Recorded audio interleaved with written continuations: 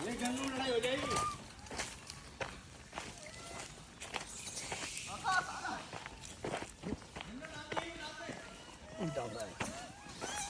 करो कैसे होएगा ये?